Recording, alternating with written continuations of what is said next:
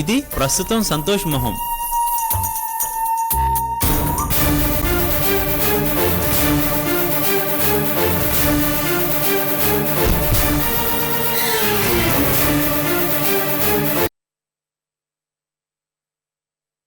Now, out. Madam please. Get out.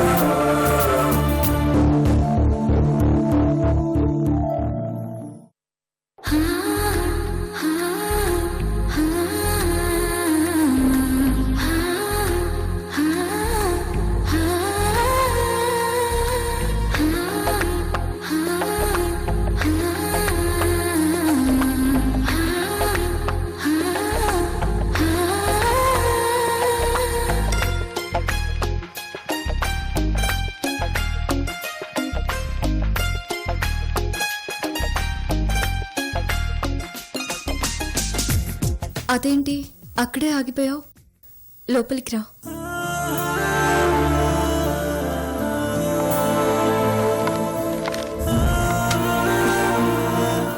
ఏంటి సూర్య అంత ఆశ్చర్యంగా చూస్తున్నావు?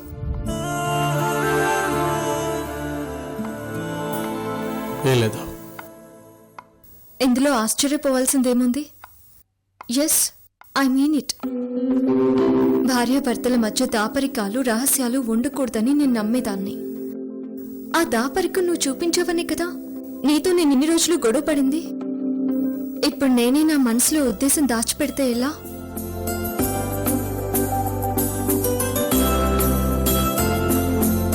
నువ్వు తప్పు చేసిన ప్రతిసారి నీకు దూరంగా ఉండాలనుకునేదాన్ని. కానీ ఏదో ఏదో శక్తి దాన్ని పండించేది కాదు. నీ విషయంలో అన్నిసార్లు ఎలా అడ్జస్ట్ అయ్యానో, ఏ విధంగా కాంప్రమైజ్ అయ్యానో ఇప్పటికీ నాకు అర్థం కావడం లేదు.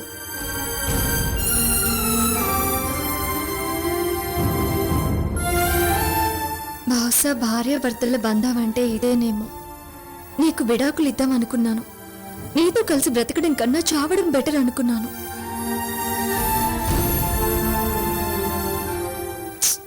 కానీ ఏం చేయలేకపోయాను.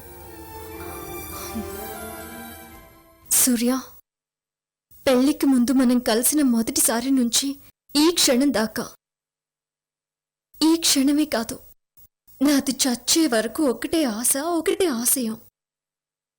నా మొగుడు నాకే సొంతం కావాలని. అంతే. నా సిద్ధాంతాలకి విలువలకు నేనెలా కట్టుబడున్నానో నువ్వు అలానే కట్టుబడున్నావు. ఇంతకుముందు ఐశ్వర్య విషయంలో, ఇప్పుడు అపూర్వ విషయంలో అది ప్రూవ్ అయింది.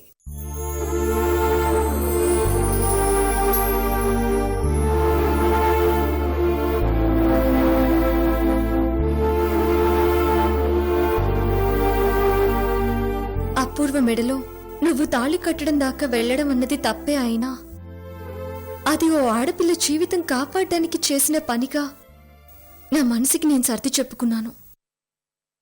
ఆ విషయంలో నేనెంత స్ట్రగుల్ ఫీల్ అయ్యానో నువ్వు అంతే ఫీల్ అయ్యావు. నేను నిన్ను అపార్థం చేసుకున్నా, దూరం పెట్టినా, నిందించినా నువ్వు మాత్రం నన్నెప్పుడూ గౌరవిస్తూనే వచ్చావు సూర్య. నాకు విలువిస్తూనే వచ్చావు.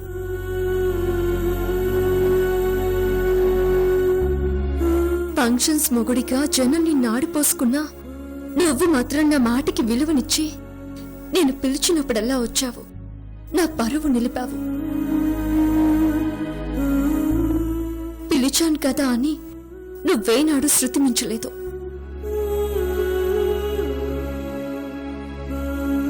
బయట కోరిక తీర్చుకునే అవకాశం ఉండి కూడా నిబ్బరంగా నిలబడ్డావు. ఆ క్వాలిటీస్ చాలు సూర్య. నువ్వు చేసిన మిగతా చిన్న చిన్న తప్పులన్నీ మర్చిపోవడానికి. అందుకే నీతో కలిసి కాపురం చేయాలనే నిర్ణయం తీసుకున్నాను.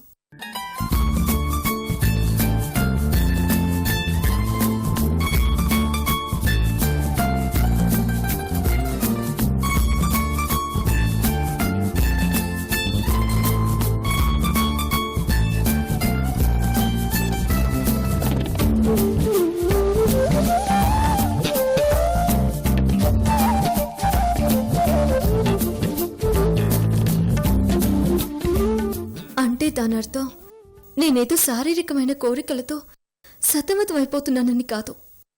నాకు వాటి మీద పెద్ద ఇంట్రెస్ట్ లేదు. కానీ నా గురించి, నీ ఇంట్రెస్ట్ని, నీ జీవితాన్ని శాసించడం, నీకు సంసార జీవితంలో దక్కాల్సిన ఆనందం లేకుండా చేయడం మాత్రం చాలా అన్యాయం అనిపించింది. నీలో ఏ తప్పు లేనప్పుడు నువ్వు సన్యాసిలో ఉండిపోవడం భావ్యం కాదనిపించింది. అందుకే నీతో సహజీవనానికి నేను యాక్సెప్ట్ చేస్తున్నాను అని చెప్పడానికే ఇలా తయారై నీ ముందు నిలబడ్డాను. మన పెళ్లినాడు నేనెంత సిన్సియర్గా, ఎంత మనస్ఫూర్తిగా ఉన్నానో ఇప్పుడు అంతే సిన్సియర్గా ఉన్నాను. ఇంకొక విషయం సూర్య, నేను సిద్ధంగా ఉన్నాను కదా అని నువ్వు వెంటనే మనసు మార్చుకోనక్కర్లేదు. నువ్వు నాతో ఎలా ఉండాలనేది నువ్వే నిర్ణయించుకో. అది పూర్తిగా నీ ఇష్టం, అంతే.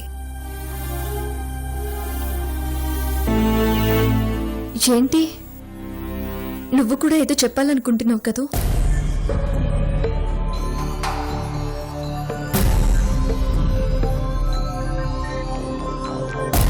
చెప్పు సూర్య, పర్వాలేదు, చెప్పు.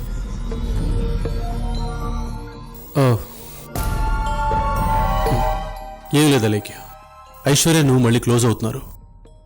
అదంత అవసరమా అని అదే చెప్దాం అనుకున్నా.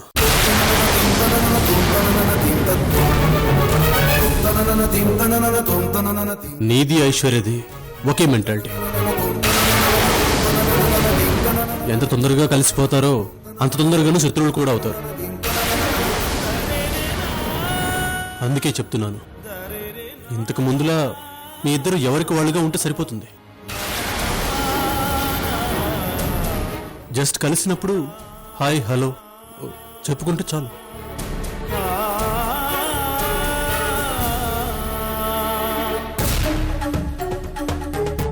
ఏం మాట్లాడుతున్నావు సూర్య?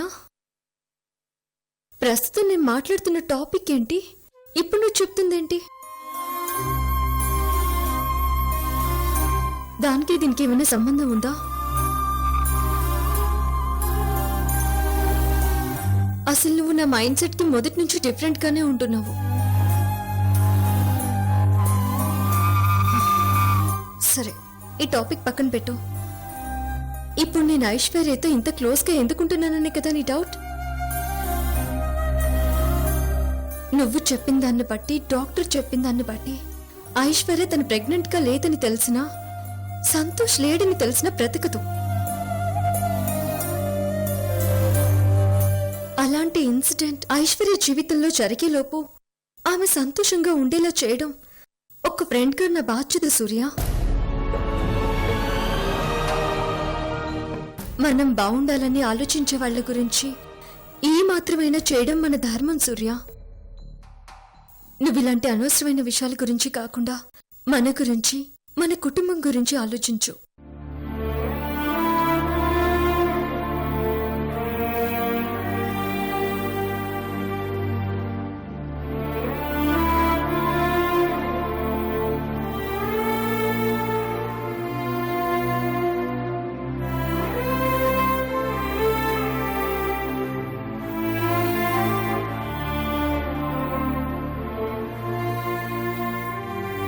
భగవంతుడా, ఏంటిది?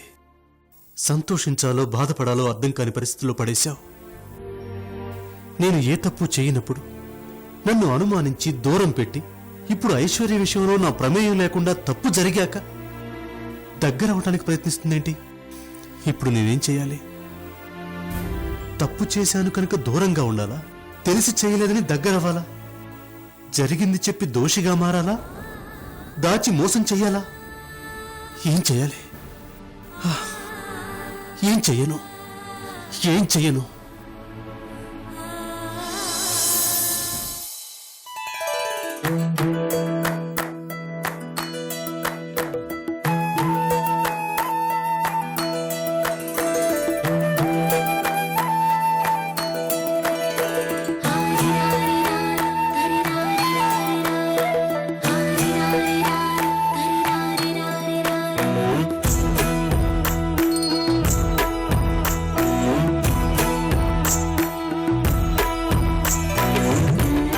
ఏంటమ్మా, నిద్ర పట్టట్లేదా?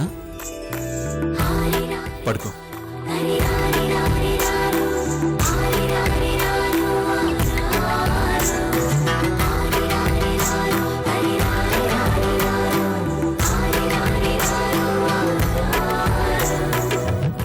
ఏమైందమ్మా? పడుకో, డాడీకి ఇంకా పనులున్నాయి.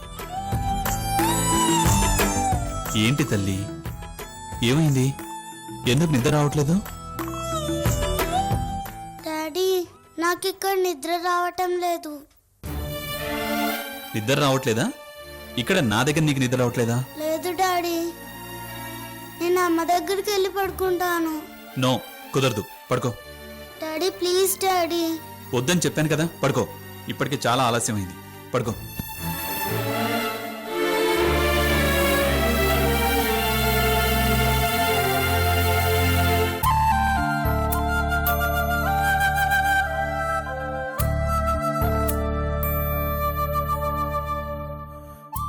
నాకు ఇక్కడ నిద్ర రావటం లేదు డాడీ. ఏంటి ఏంటి నిద్ర రావట్లేదా? పెదవేషాలు వేస్తున్నావా? ఆ? ఈనాళ్ళు హాస్టల్లో ఒంటరిగానే పడుకున్నావుగా, అప్పుడొచ్చి నిద్ర ఇప్పుడెందుకు రావట్లేదు?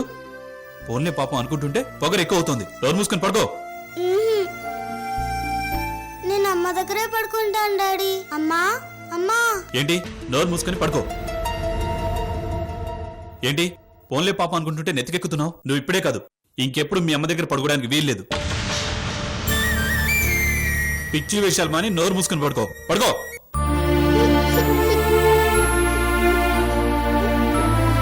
పసి పిల్లండి అది. మీ కూతురు కన్న బిడ్డ అంత చిన్న పిల్లతో అంత కఠినంగా ఎలా ఉండగలుగుతున్నారు? ఓ 4 రోజులు అశ్విని నా దగ్గర పడుకుంటే తప్పేంటి? ఏమవుతుంది? నువ్వే అంటున్నావు 4 రోజులని. అలాంటిది దాన్ని నీ దగ్గరికి ఎలా పంపించమంటావు?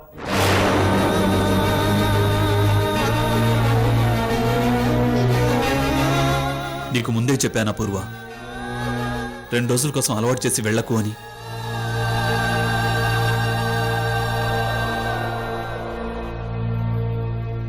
పసి మనసు తట్టుకోవటం కష్టం అని.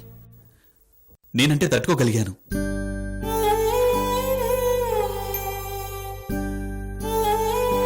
దీన్ని బండగా మార్చుకుని బతుకునేట్టుకొచ్చాను.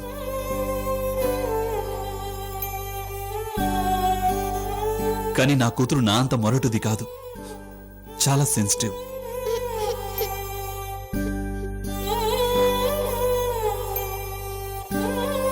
నీ అవసరం తీరేదాకా ఉండాలనుకుంటే ఉండు, నాకు అభ్యంతరం లేదు. కానీ ఇక్కడున్నంతకాలం కాలక్షేపం కోసం పసిదాన్ని ప్రేమ పేరుతో మోసం చేయకు.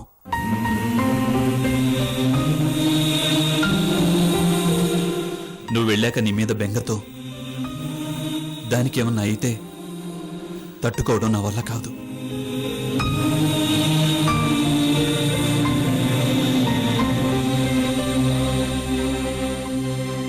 ఇంకెలాంటి విషయాన్ని తట్టుకునే శక్తి నాకు లేదు.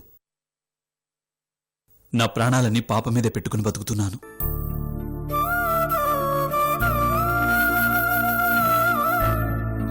తనకేమన్నా అయితే నేను తట్టుకోలేను.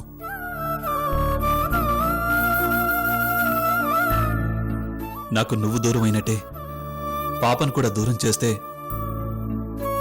చూస్తూ ఊరుకోవడం నా వల్ల కాదు.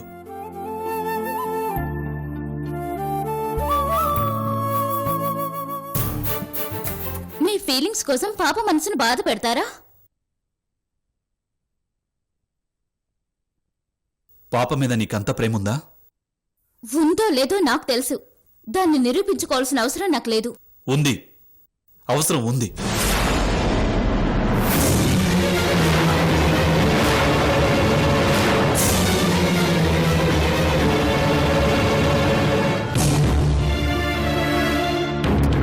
If you really love somebody, show it. ప్రేమనేది గుండెలో దాచుకుంటే కాదు, బయటకు చూపిస్తేనే తెలుస్తుంది. కుక్క పిల్లకు కూడా తల నిమిరితేనే తెలుస్తుంది యజమాని తనని ప్రేమిస్తున్నాడని. యువర్ రైట్, నువ్వన్నది నిజమే అపూర్వ. పాప మీద నీకెంత ప్రేముందో నాకు నిరూపించక్కర్లేదు. కానీ నీకు నువ్వు నిరూపించుకో. ఫస్ట్ డిసైడ్ యువర్ సెల్ఫ్ అపూర్వ.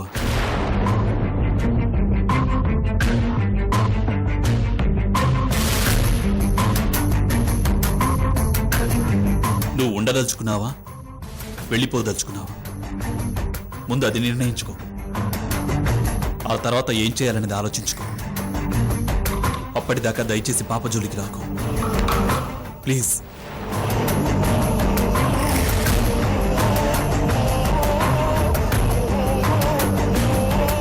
ఇప్పటికే పొద్దుపోయింది, వెళ్ళి పడుకో.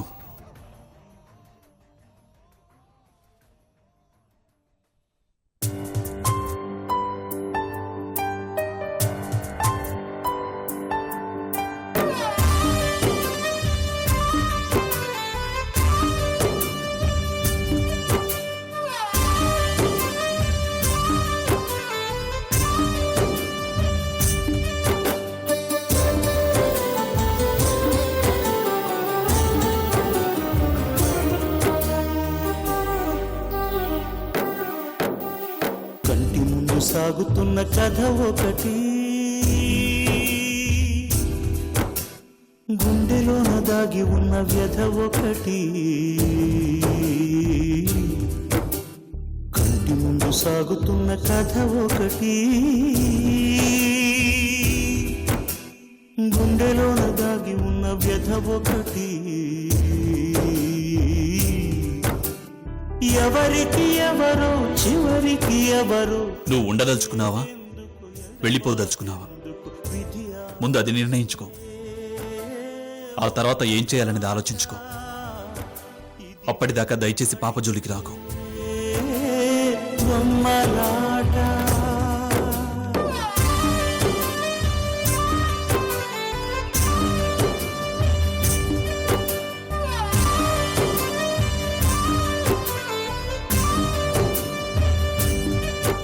అన్నం పెట్టానమ్మా, తిందాం రామ్మా.